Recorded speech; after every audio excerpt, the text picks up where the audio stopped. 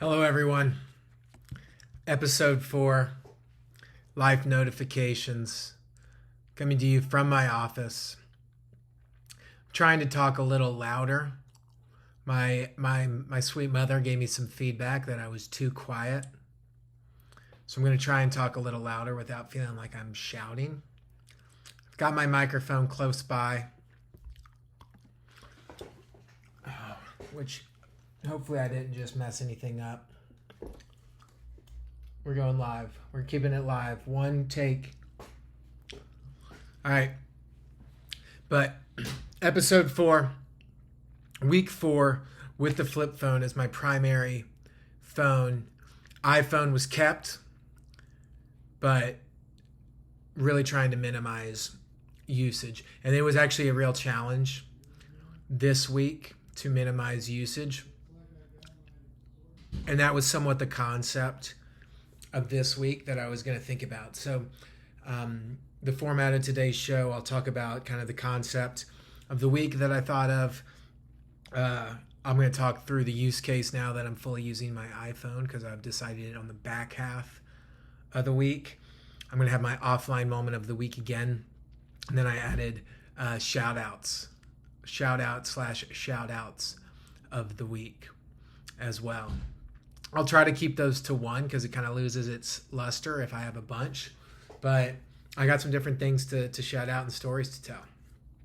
But first off, big picture. You know, we got kind of like a chicken or the egg situation. So I called it out that even though my main phone line is my flip phone, I did keep the iPhone for certain use cases, which can, if I'm not disciplined, still lead to challenges. This was a really busy week of work. We've got our sales kickoff coming up that I'm playing a part in. So it was really busy, and that led to a little bit of stress. And I was looking at my phone, like I would be a little stressed, so I would go to my phone to like relax. Wasn't exactly helping. And that was where I started to do the whole chicken or the egg. I was like, is this week stressful because I'm looking at my phone more? Or is it just a stressful week and I'm using the phone as an escape? And that's one thing that I'll need to like really think about moving forward, is that level of escapism, because I can feel my brain turn off when I'm looking at the phone completely. Now, I had that little, we're not going to call it like a philosophical moment, like oh my God, great one, Chris. I had that moment though. And so I tried to start cutting myself off. It was probably around like Wednesday where I was like, all right, I know this isn't going to help. Like continuously, like trying to look at the phone as an off time or like distract myself or like calm myself down from some work stress I'm feeling. It's not going to help. And that's when I really decided what my use, like I finally figured out, it took till week 4, exactly how the phone relationship will be. So what I'm going to do, I'm going to keep my iPhone in my bedroom. I'm going to try and use it as like almost college 2.0. So I've got the Speak app to focus on learning a new language. I've got the Chess app to play chess. And then I've got I do meme shit coins so I can check my balance on my shit coins. Just watch those go to zero in real time. And then I'm going to allow myself like dessert, so to speak. Maybe before bed I'll scroll Twitter, or if I'm using the restroom, hopefully that's not TMI, too much TMI, I'll scroll Twitter. But the phone stays in the bedroom. If I ever am going somewhere and absolutely must have GPS, I will take it out.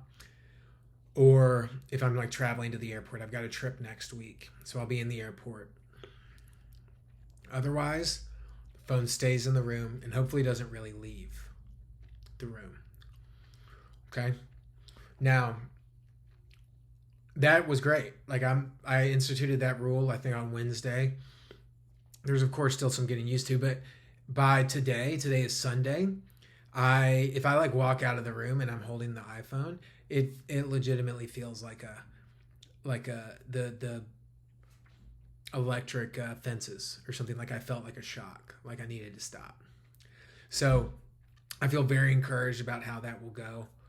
And I really do think that this is kind of almost like the new start of this project of now I know exactly the relationship with it, where I'm going to keep it when I'm in the house versus when I'm out. Uh, and I feel very excited, very encouraged to just see where we go with this. Uh, and it's just a good reminder, even when you have great intentions and you have a plan, you can do stuff to get that first step of the plan going, but sometimes it still takes a little while to really execute it. I think anytime you think of things that are big picture or take a while, they don't happen overnight. And whether that's, especially when you think of a lifestyle change. So have that be a little shout of encouragement, whether it's, you're trying to budget, you're trying to maybe change your diet, it's New Year, maybe you're starting your fitness routine, or you're starting to change your digital intake, your relationship with your digital experience. Whatever it is, I want to wish you some encouragement that it doesn't happen overnight, but there is one day where it all just kind of clicks and it falls into place and you realize that. So, sometimes on the 101st day is when it changes, and it's not because of that 101st try. It was the 100 before that kind of set the stage and were the foundation. All right. So, chicken or the egg, use case for the phone, how I'm going to use it moving forward. I truly hope too, like my energy levels, like I hope through this video you all will be able to see changes, whether it be in like my complexion, my energy, my eyes being more dilated, my skin. Got really clean, like a solid diet that helps with skin and all that stuff. But I legitimately think this is going to have a significant impact on the way I carry myself and look as well. And that was a really big reason why I did this as well. There's nothing wrong with a little vanity here and there and how you want to present yourself to the world. Okay. Offline moment of the week. This was like a Curb Your Enthusiasm, George Costanza-esque moment. And I'm going to kind of bring in a shout out of the week. I was going to give a shout out of the week. One of them to my friend. Her name is Christine. So she was marketing this event in Austin through a charity called Feed the City ATX. And pretty simple, we go to this place called Bolden Acres in Austin. It's the second Saturday of every month. And we make sandwiches. You bring some loaves of bread, you bring some lunch meat, and you bring mustard. And you make sandwiches. And they take them to places for people that are food insecure, don't know when they're getting their next meal. So we go to set up, to make these sandwiches, give back. So shout out to Christine for letting me know about this event. We're getting close to the end, and I start doing a little math. I love food, and I start doing a little math. Whenever I'm handling food or like looking at it a lot, I'm just naturally going to start craving it. I worked at Target one summer. By the time my shift was done, if I had the food section, I was so ready to like go to the frozen food section and just go crazy, try all these new things. I worked in my first job ever. I was a busboy at this awesome restaurant in the Tri-Cities, Cootie Brown's, shout out. The strawberry pie at Cootie Brown's, one of the best desserts in America. Kid you not. It's on Goldbelly. If you want to get it shipped to you, freaking amazing. But I just remember, like taking people's food back and just being shocked that they didn't finish it. I mean, I was like, oh my God, I want this so bad. Statute of limitations, sometimes I would just eat it. Okay. I think the statute of limitations is passed. That was like 10 years ago. Well, I was a big hungry busboy. Anyways, we're making these sandwiches. I'm starting to do a little, we're nearing the end. And I know we're nearing the end because food's running out. So I start to look and notice we got a lot more lunch meat. And this was the one that stood out. We got a lot more lunch meat at our table and at tables than there are loaves of bread. You can probably see where this is going. I know, like, basically the loaves of bread are gone, and I notice all this lunch meat. I'm now hungry because I've been looking at food for, an hour and a half or so. So I'm like, all right, looks like we're good. I'm going to go ahead and start snacking. I wasn't going to go crazy. I was just like, let me just grab this bag of lunch meat, and I'm going to grab, a little handful of 2 to 3 ounces of slices, and I start eating it. And then I put it in my hoodie. I was like, I've got a little sense, like I've touched it. I'm going to keep this. I'm going to eat it.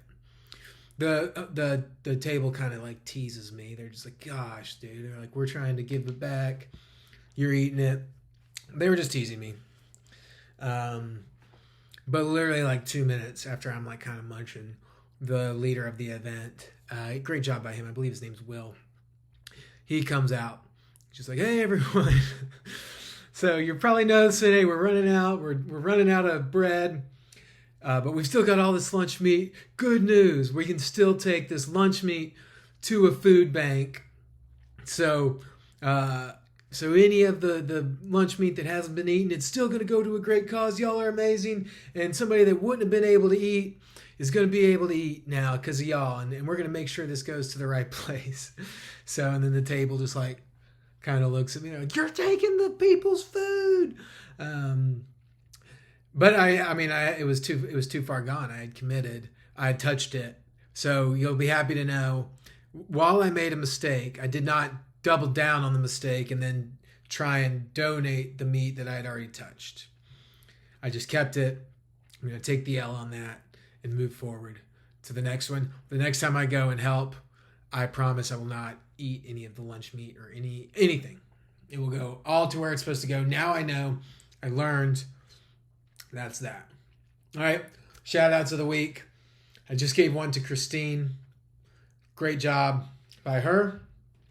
I want to give one to my buddy Austin Stanley. Thank you for all your help, man. It's great to be communicating with you again after a while, not hearing. No, not no one's fault. It's just great to be kind of communicating with you again, back and forth, talking sports and talking about this.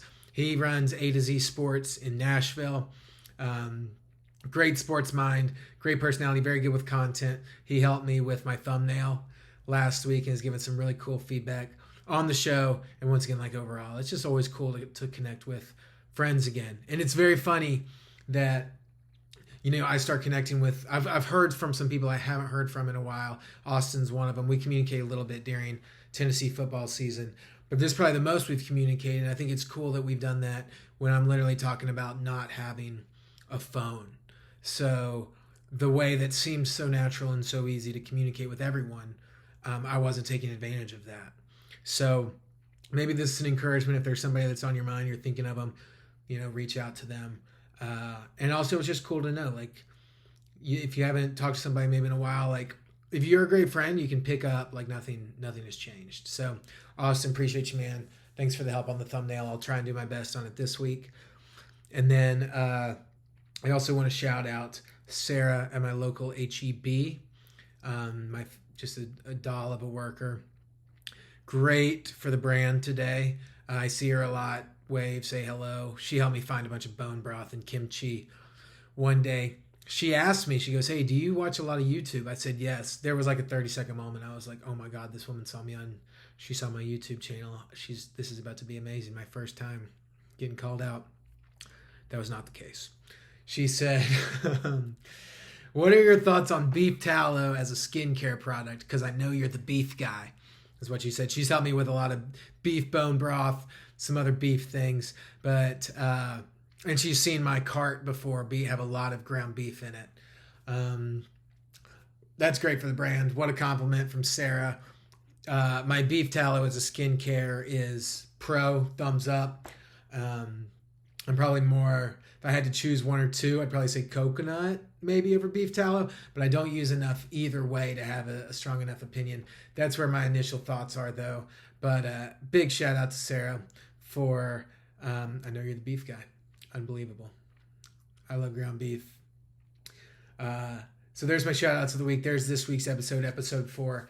Thanks for everything. Please, comments, feedback, shoot me a text.